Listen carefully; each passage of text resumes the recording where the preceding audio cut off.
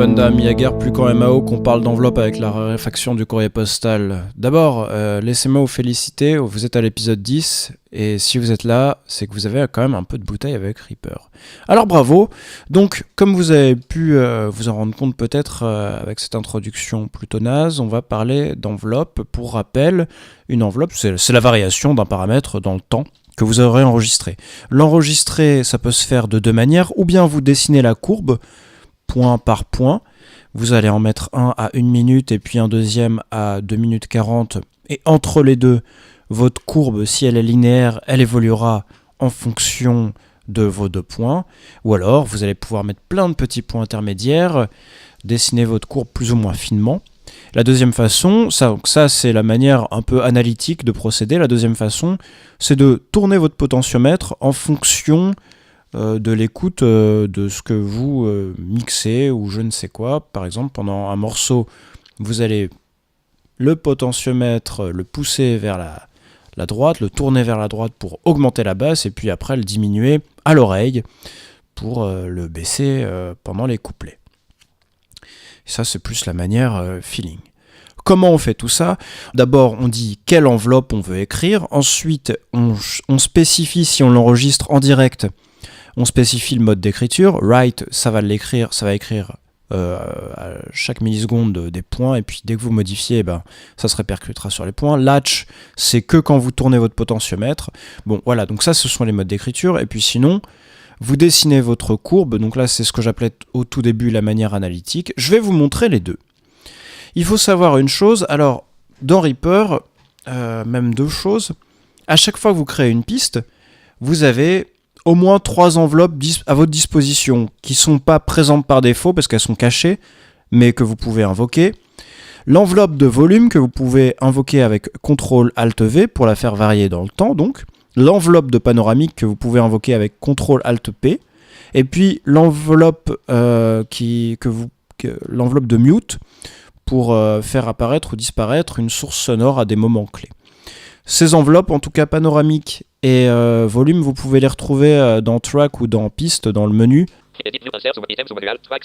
Vous remontez et là vous pouvez toggle, donc faire apparaître, c'est une commande bascule, ces différentes enveloppes. Voilà, donc vous pouvez aller chercher si vous avez oublié les raccourcis clavier, puis n'oubliez pas la liste d'actions aussi. Si vous tapez enveloppe volume, vous aurez plein de choses qui vont ressortir. Bon, alors ça, c'est une première chose. Ensuite, je vais vous montrer que quand vous écrivez sur une enveloppe, c'est pas le tout de mettre des points. Il faut aussi dire sur quelle enveloppe on se met. Pour que vous compreniez bien, on va utiliser le générique. Donc là, je reviens au début de mon générique en focalisant l'item. Et si je fais CTRL-ALT-V et CTRL-ALT-P, j'ai fait apparaître mes deux enveloppes, volume et panoramique. Je fais CTRL-L. Et là, il me dit No Take Envelope, parce que je suis focalisé sur l'objet. Et oui, parce qu'on peut aussi me faire des enveloppes sur les objets sans altérer la piste. Donc je vais devoir refocaliser ma piste. Je descends avec la flèche de bas et je remonte avec la flèche de haut sur la piste générique. Et là, avec CTRL-L, une première fois je suis sur volume et je refais CTRL-L. Et là, je suis sur la panoramique. Eh bien, c'est sur celle-là que je vais vous présenter les différents exemples. D'abord, une chose à savoir, c'est qu'il y a par défaut, quand vous créez une enveloppe, toujours un point qui est créé, le point 1. Vous entendez, et là, il est vraiment... Il est à 0 minutes, 0 secondes et 0 pourcentage. Vous voyez, parce qu'en fait, il faut... Reaper donne toujours un point initial à l'enveloppe pour savoir d'où on part. C'est logique. Donc, si vous ajoutez un point à votre enveloppe, vous avez 2 points. C'est normal, le point 1 est inéluctablement là pour donner la valeur de base. Alors, je vous montre, on va commencer par la façon analytique, c'est-à-dire qu'on va poser nos points, et je vous montre comment ça marche. Donc je focalise mon enveloppe, CTRL-L, voilà, panoramique, ou CTRL majuscule L si je veux reculer. Je reviens là sur volume. Donc, CTRL-L, et puis je vais... écoutez.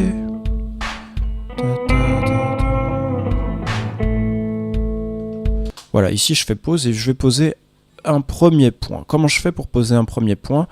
C'est assez simple. Pour poser et éditer un point en même temps, vous pouvez faire Alt majuscule E. Je rappelle que vous trouvez toutes ces références de raccourcis clavier sur le tableau qui est présent dans l'article au-dessous du player. CTRL majuscule E, là il me dit Set Envelope Point.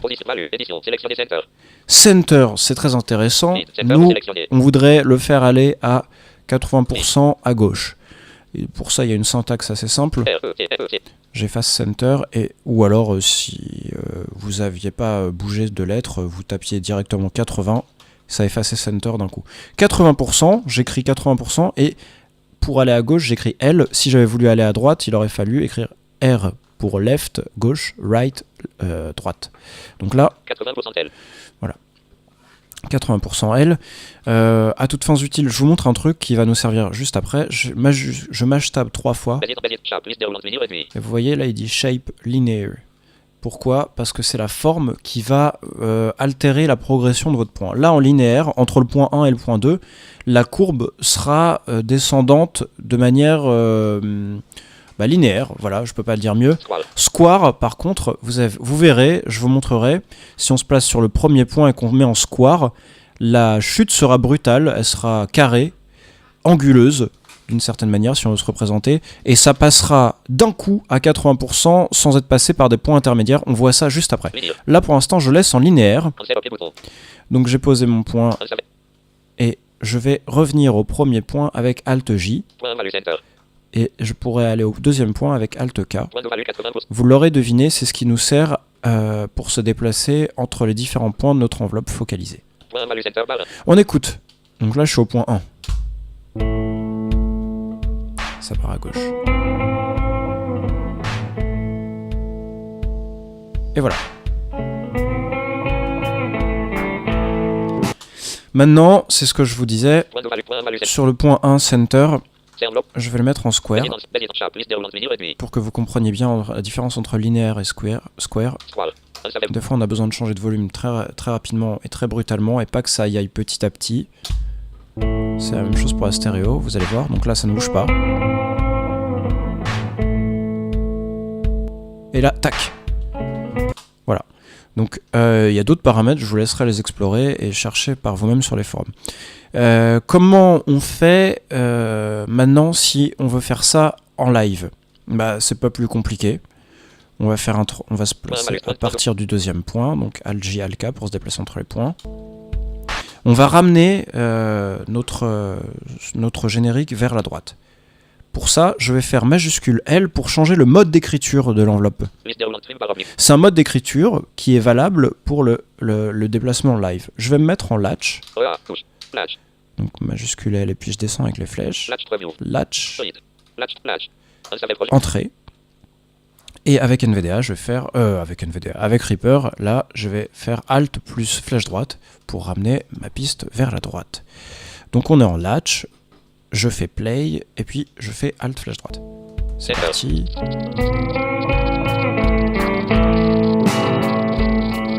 Stop. Majuscule L. Je me mets en trim read. On réécoute.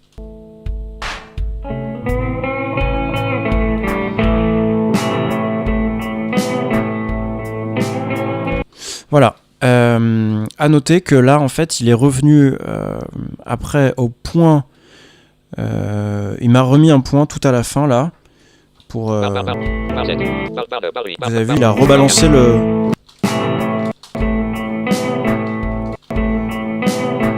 Ça doit être parce qu'on est en latch. Par exemple, si on avait été en write, j'imagine qu'il n'aurait pas laissé cette dernière valeur.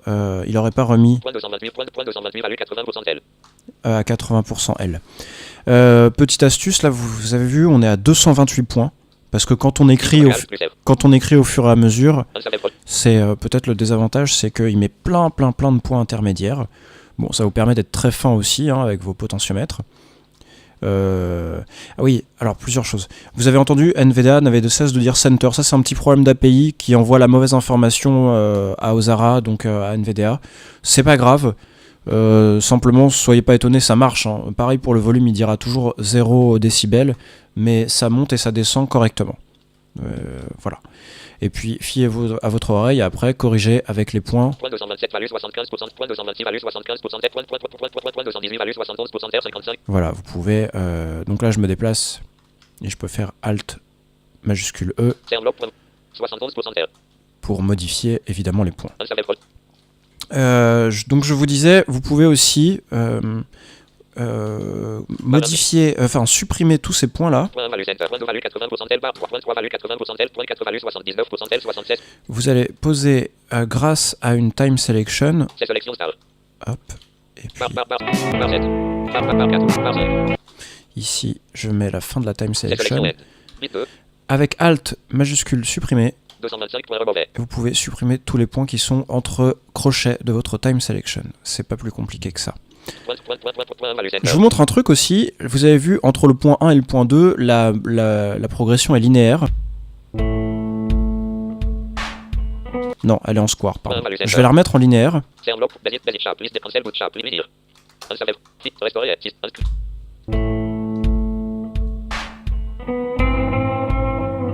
Là, je peux placer un point avec CTRL majuscule I, qui est un point intermédiaire qui va pouvoir me servir, si je veux, à corriger en fait la progression. Donc là, on est à 55%. 55% L. Avec donc CTRL majuscule I, j'ai posé un point, et puis je peux infléchir cette courbe avec Alt majuscule E. En réalité, j'aurais tout de suite pu faire Alt majuscule E. Simplement, je veux vous montrer que vous pouvez poser des points qui s'intègrent à la progression avec CTRL majuscule I. Donc là, je vais infléchir ma courbe en lui disant d'aller plus doucement. On va lui dire d'aller à 23%. Hop. Donc je remplace 55 par 23. Et voilà, 80 après.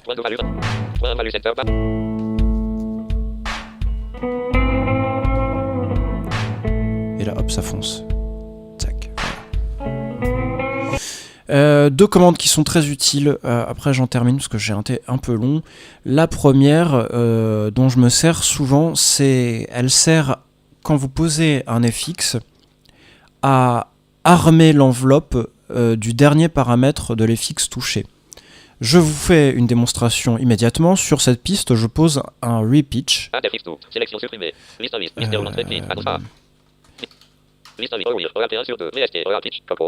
Exactement. Et je vais bouger.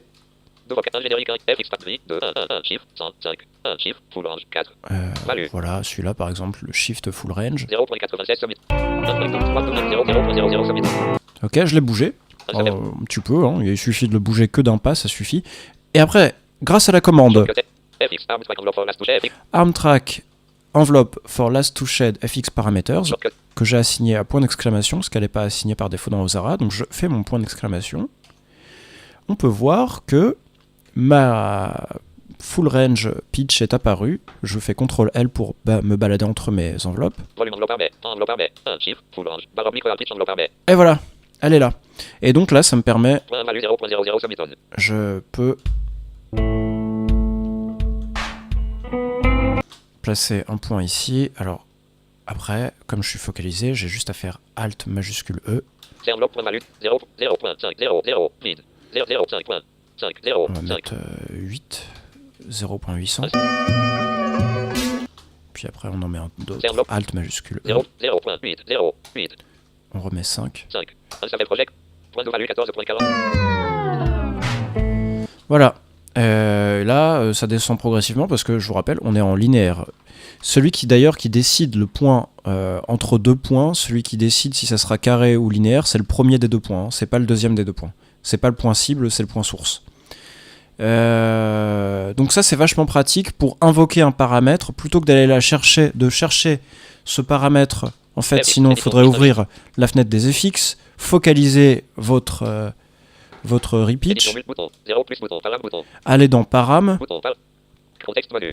faire un clic droit, aller dans FX Parameters List,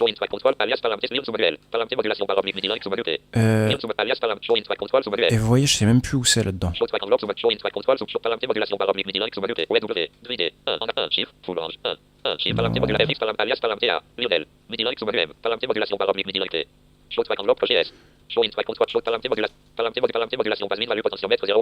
Non, c'est même pas là. Bon, c'est par là en tout cas qu'il faut aller chercher. Après, vous pouvez le cocher à la main. Mais c'est quand même vachement plus simple de bouger le paramètre et puis après de l'invoquer avec une touche raccourci clavier. Il y a la même chose. Vous pouvez assigner à un potard physique de votre surface de contrôle, par exemple, un paramètre. Je vous montre. Ça, c'est avec une deuxième action. Que j'ai assigné à majuscule point d'exclamation, donc il fait le signe section, je crois. Set MIDI learn for last to shed FX parameters. Donc là, ouais,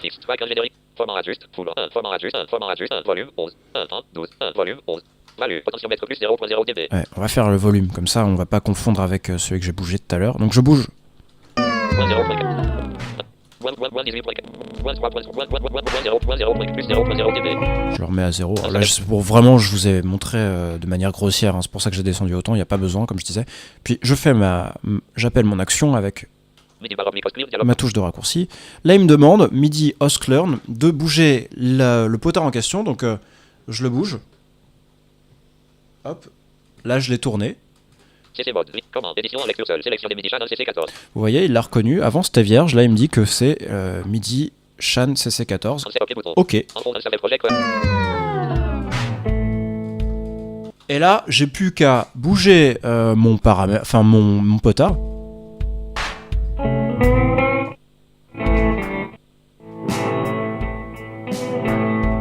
Voilà, alors là évidemment ça n'enregistre pas. Hein. Si vous vouliez l'enregistrer en live, il suffirait donc de faire majuscule L, de choisir votre paramètre d'écriture, touch, latch preview ou write, et puis après d'enregistrer, enfin de faire play, enregistrer, et puis repasser en trim read et écouter. Quitte à après ajuster à la mano avec Alt-J et Alt-K pour se déplacer entre les points, puis Alt majuscule E pour éditer les points qui vous conviennent pas. D'ailleurs, un truc que j'ai oublié de dire, vous pouvez supprimer des points. Je me place sur Shift Full Range là, et puis je me déplace entre les points. Vous pouvez supprimer des points simplement aussi, je vous ai montré dans une time selection pour en supprimer plein.